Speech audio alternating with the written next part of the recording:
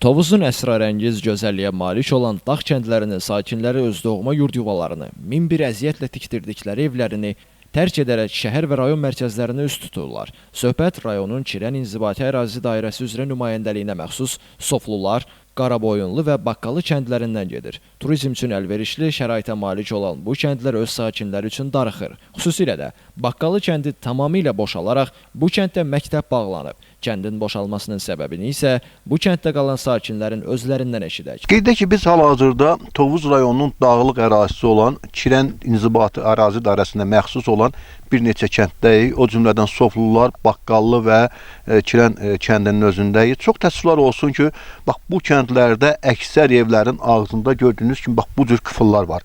Kənd sakinləri öz doğma yurt yuvalarını, öz doğma evlərini tərk edərək rayon mərkəzinə və daha çox Bakı şəhərinə axın edirlər. Bizim yeniyetmələrimizin heç hası burada yoxdur. Hamısı çıxıb gedib. Yəni iş yeri yox, uşağı da qıramırıq. Burada nə qarşısın? Qazımız yox, qaz çəkilmir. Nə qədər müraciət eləmişik, gəlib heç baxırlar, amma yercik qalır. Sosial infrastrukturun olmaması səbəbindən cavanlarımız hamısı şəhərə axın edir.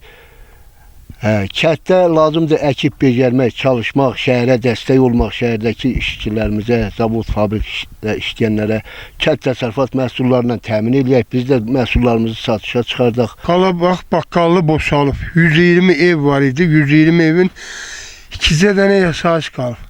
Biri meşəbəyə işləyir, biri də elə-belə qalıb.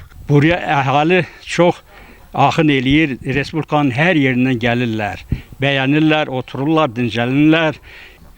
Turizm üçün ən yaxşı suyu var bunun. Sakinlərin dediyi kimi, turizmin inkişafı üçün bu kəndlərdə hər cür şərait olmasına baxmayaraq, füsunkar gözəlliyə malik olan kəndlər sakinlərsiz qalıb. Təbii qazın olmaması, elektrik enerjisinin fasilələri ilə dayandırılması, yanacağın çətinliklə əldə edilməsi, iş yerlərinin olmaması səbəbindən sakinlər öz evlərinin qapısına qıfıl vuraraq əsasən Bakı şəhəri olmaqla digər rayon mərkəzlərinə üst tutur. Bu səbəbdən də hər gün telekanallarda izlədiyiniz kimi Bakı şəhərində tıxac və sıxlığın yaranmasına səbəb olur. Azərişıqdan bildirildi ki, tezliklə həmin kəndlərdə təmir bərpa işlərinə başlanılacaq. Azərqaz İstehsalat Birliyinin İctimaiyyətlə Əlaqələr və Korporativ Kommunikasiya şöbəsinin əməkdaşı Novruz Məmmədov isə hər zaman olduğu kimi standart fikir söyləyib. Vəsait ayrılan zaman adı çəkilən kəndlərdə təbii qazın çəkilməsinə başlanılacaq. Bizim də layihəsi çəkilibdir. Yaxın günlərdə o işlər yekunlaşandan sonra Çirən İnzibati Ərazisində də yenidən qurma işləri aparılacaqdır.